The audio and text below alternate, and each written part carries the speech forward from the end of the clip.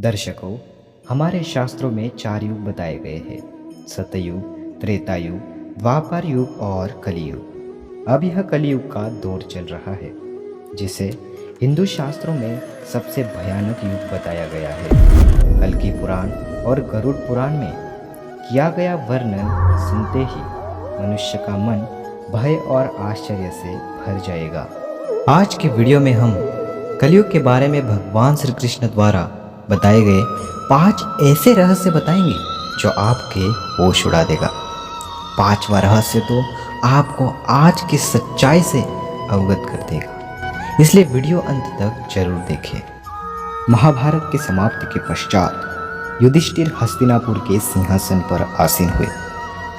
द्वापर युग समाप्ति की ओर बढ़ रहा था।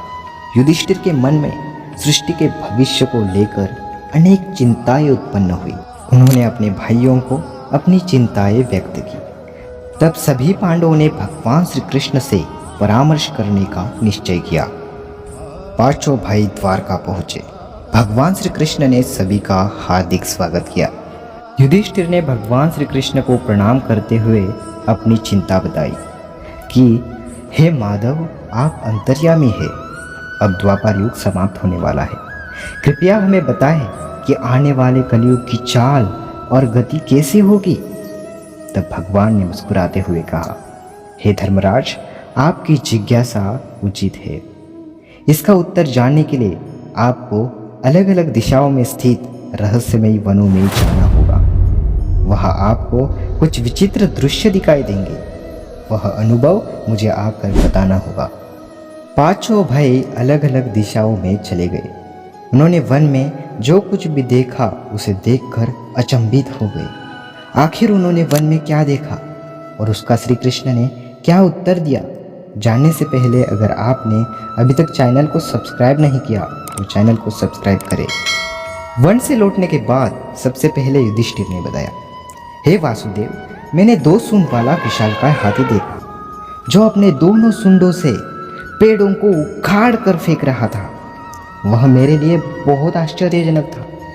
इसके जवाब में श्री कृष्ण कहते हैं, कलयुग में ऐसे लोगों का राज होगा जो दोनों ओर से शोषण करेंगे। दिखावे में तो धर्मी होंगे, लेकिन वह अंदर से बहुत स्वार्थी होंगे।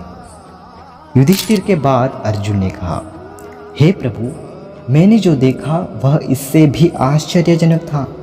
मैंने देखा कि एक पंछी के पंख पर वेद लिखे हुए थे, लेकिन वह पंछी मांस खा रहा था।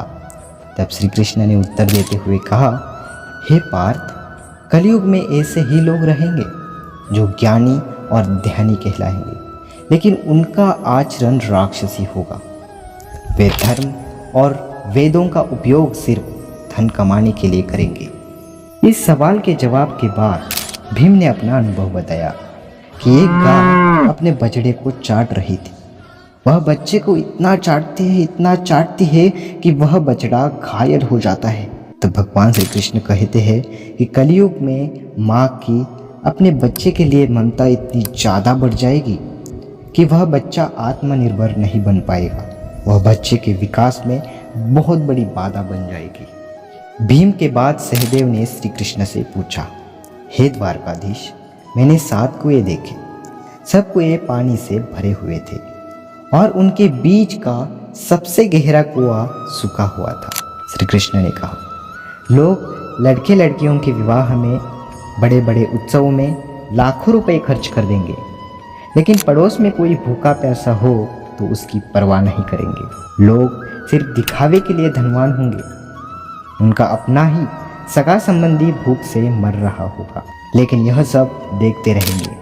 स्वार्थ ही इस कलयुग की पहचान होगी। और अंततः नकुल ने श्री कृष्ण से कहा, हे केशव, मैंने देखा कि बड़ी सी चट्टान पहाड़ से गिरने लगती है। उस चट्टान को बड़ा सा बड़ा वृक्ष भी रोकने में सक्षम नहीं हो पाता, लेकिन वह छोटे से पौधे से टकराकर रुक जाता है।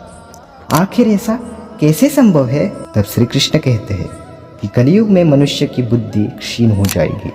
मनुष्य के पतन को बड़ा सा बड़ा धन और बड़ा सा बड़ा सत्तारूपी वृक्ष भी नहीं रोक पाएगा, किंतु हरिनाम और सच्ची भक्ति जो छोटे से पौधे समान है उसे बचा सकती है। हरिर नाम हरिर्नामैव केवलम, कलो नास्तेव नास्तेव नास्तेव गतिरन्यथा। इस भयानक कलयुग में हरि नाम ही मोक्ष का एकमात्र मार्ग होगा।